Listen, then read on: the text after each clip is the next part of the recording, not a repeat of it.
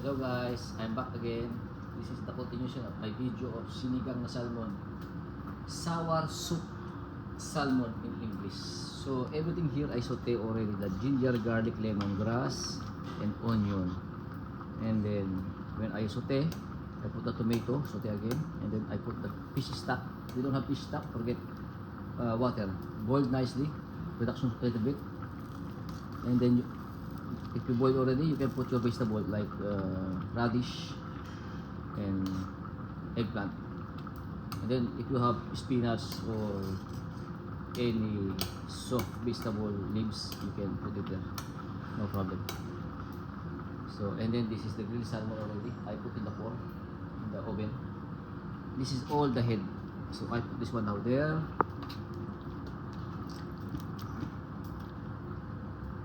I put it here,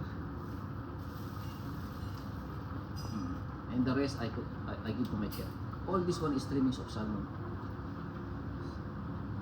And this is my lunch and dinner later. How's you see the soup? The soup is, you see how it's sticky. And then you can put this one also, the head, all the head I put. But the best sinigang for me, sour soup, is the head of red snapper.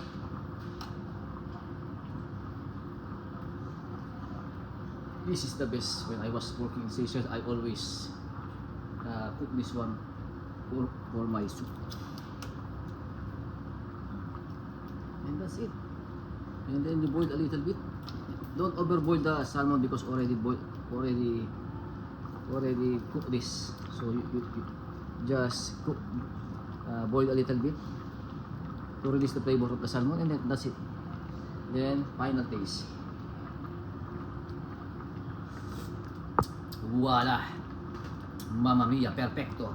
The sour, the saltiness, the flavor of the lemongrass. You can use also the lemongrass of the leaves, this.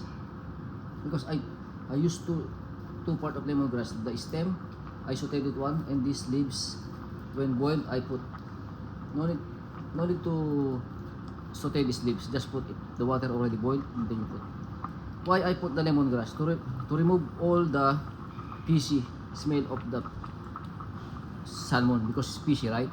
So wow, very nice. It's too good. I hope you like the video, guys. Again, oh la la. Sinigang, always, if you make sinigang, always saute. Don't only boil, saute always. The ginger, garlic, onion, lemongrass, always saute this one. So you release the flavor. If you have pork, you can saute also this one, or beef, same. Chicken, same. But the fish, no, don't saute. If you have charcoal, you can grill in the charcoal, and then same method, you boil first everything, last minute the fish, because if you put in the beginning, your fish is overcooked, and then all is broken, you know, all the meat is break it. So you don't need to happen this one. So this is, guys, it's finished. And then this is the chili. Later I will break it to become spicy, and done. My lunch is finished. See you guys.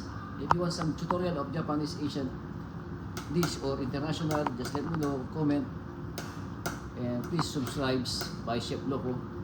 Merci beaucoup. Shukran bizet. How can I say? Sayonara. Goodbye.